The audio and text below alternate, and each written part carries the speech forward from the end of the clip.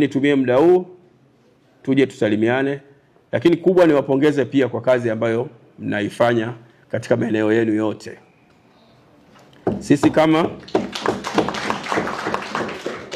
halmashauri, mimi kama kiongozi wa halmashauri natambua kazi kubwa ambayo mnaifanya. Wakati mwingine mazingira mengine sio mazuri, magumu, lakini nyie mmekuwa mstari wa mbele kuendelea kutoa huduma katika maeneo haya. Kwa hiyo niwapongeze na tunatambua mazingira ya kazi sehemu watu wanazofanya. Ninachowaomba tuendelee kufanya zile kazi kama vile ambavyo sheria na taratibu zetu ambazo zimeturuhusu tufanye hizo kazi, tuendelee kufanya kazi. Na kikubwa pia tusiwe watoro katika maeneo yetu ya kazi. Unapotakiwa kazini, leo umeona tangazo la naibu waziri wa TAMISEMI nafikiri limetoka kusisitiza wafanyakazi wa halmashauri kuripoti kazini saa 1:30. Wanaposema wafanyakazi wa halmashauri waripoti saa 1:30, sio makao makuu tu. Hata ukiwa Ngaibara, ukiwa Swenda, Bashilaja, uko Laja, uko Bugedi na sehemu nyingine, saa 1:30 ingia eneo lako la kazi. Kwa hiyo kazi zenu ni za kitume pia. Kwa hiyo unapokuwa unahudumia watu ujue kuna kitu Mwenyezi Mungu anakuongezea. Kuna mambo nataka niasisitize kama mawili au matatu tu. Jambo la kwanza nilikuwa nataka kusisitiza usimamizi wa bidhaa za afya, hasa kwenye upande wa madawa. Wote mnatambua kwamba katika zahanati zetu tuna order dawa, tunaagiza zinakuja katika vituo vyetu tunatumia. Kwa hiyo tuendelee kuwa wasimamizi wazuri wa hizo dawa. Kusiwe na upungufu. Unajua kukitokea changamoto ya upungufu, aidha kwa uzembe wa kwako tu, na hata hapa mnaona kikao tumekaa kwa ajili ya kubudget vizuri. Sasa tapotokea kwamba wewe badala ya kubudget vizuri miezi 3-4 tu tukaonekana kwetu kuna changamoto ya dawa, tunasababisha kero kwa wananchi ambao tunawahudumia.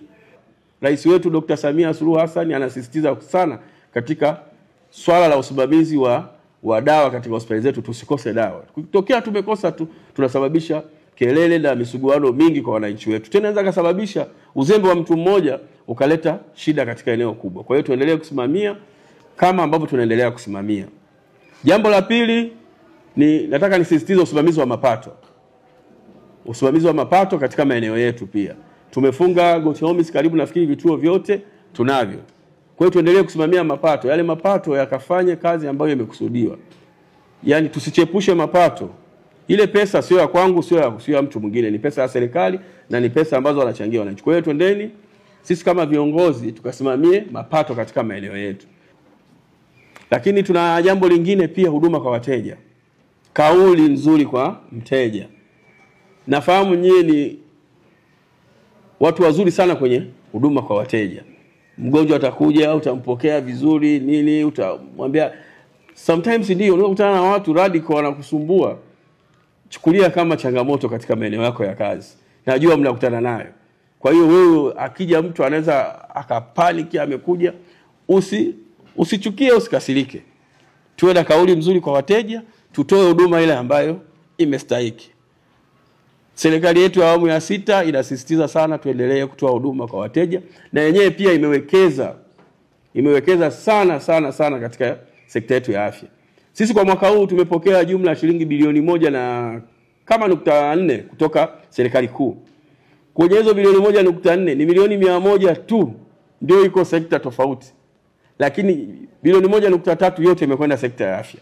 Kuna ujenzi wa hospitali ya wilaya pale, kuendelea kujenga hospitali ya wilaya, lakini na ununuzi wa vifaa tiba. Nafikiri wale ambao zimefika kwao wameona. Kuna watu kwenye vituo vyao imefika. Hospitali ya wilaya nafikiri zahanati ya Kilima 1 na kuna zahanati zingine sio ngapi zimepewa na zenyewe pesa. Kwa hiyo mnaona jinsi gani serikali ilivyowekeza katika sekta hii ya kwenu ya afya. Kwa hiyo mimi ninachowasisitiza tuendelee kuwa na kauli nzuri na kutoa huduma nzuri. Jambo la mwisho ambalo napenda kusisitiza, basi tujiwekee pia malengo katika kazi zetu.